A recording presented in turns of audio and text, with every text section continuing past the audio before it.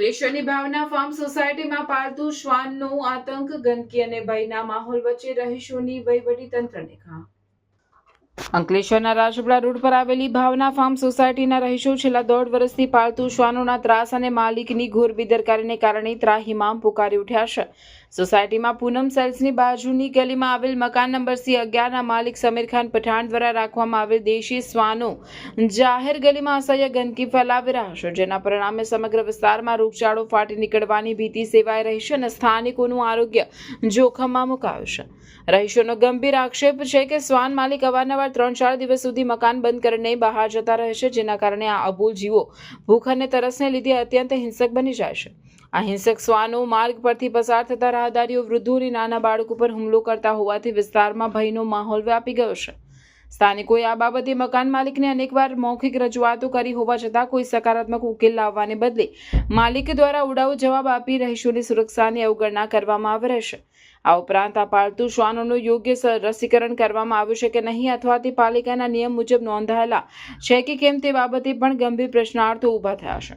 શ્વાનોના સતત ભસવાને કારણે રાત્રિના સમયે રહીશોની ઊંઘમાં ખલેલ પહોંચે છે અને ગલીમાં ફેલાતી ગંદકીના કારણે પાડોશીઓનું જીવવું દુષ્કર બની ગયું છે. અંતે સહનશક્તિની સીમા વટાવતા સોસાયટીના રહીશો એકજૂથ થઈ આ મામલે સ્થાનિક તલાટીને લેખિતમાં ફરિયાદ સોંપી ન્યાયની માંગ કરી છે. રહીશોએ માંગ કરી છે કે વહીવટીતંત્ર દ્વારા આ બાબતની નિષ્પક્ષ તપાસ કરવામાં આવે અને બે જવાબદાર માલિક સામે કડક કાયદેસરના પગલાં ભરીને સોસાયટીને આ ગંદકી અને શ્વાનોના ભયમાંથી કાયમી મુક્તિ અપાવવામાં આવે. और बच्चे लोग को बहुत सारे कुत्ते काट लिए हैं और औरत झगड़ा भी करने आती है, थोड़ा पागल भी है. जब हम लोग बोलते हैं तो कपड़ा खोल के बोलती है हम पुलिस स्टेशन पहुंच जाएंगे. सब ऐसा ऐसा वीडियो बनाती है, फलान ढेकान करते रहती है, झगड़ा भी करती है. पंचायत में रजूआत की आपने? पंचायत में किए, अभी पंचायत में अभी कुछ किया नहीं है, इसके लिए पंचायत वाले इधर हमको भेजे है. कहाँ पे आए हो अभी? अभी हम तालुका पंचायत में आए हैं, वीडियो ऑफिस. कितने समय से ये तो बहुत समय से चल रहा है. बहुत सारे बच्चे को कुत्ते काट लिए हैं और रात में अगर बाहर आते हैं ना तो कुत्ते जैसे लगते शरीर के ऊपर कूद जाएंगे. 10-12 कुत्ते हैं. कौन पालता है?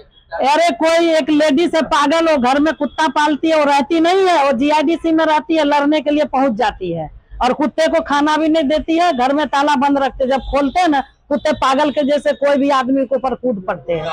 कितने लोगों को काटा है? कितने 4-5 बच्चे को काटे हैं. नाम उपमा विश्वकर्मा है. मैं 5-6 साल से यहाँ रह रही हूँ इनके रूम में. ये मेरी मकान मालिकिन है भावना फार्म सोसाइटी में. और मैं कचरा डालने गई थी तो वो कुत्तों ने मुझे कुत्ते ने छोड़ दिया, मेरे बच्चे को भी काटा.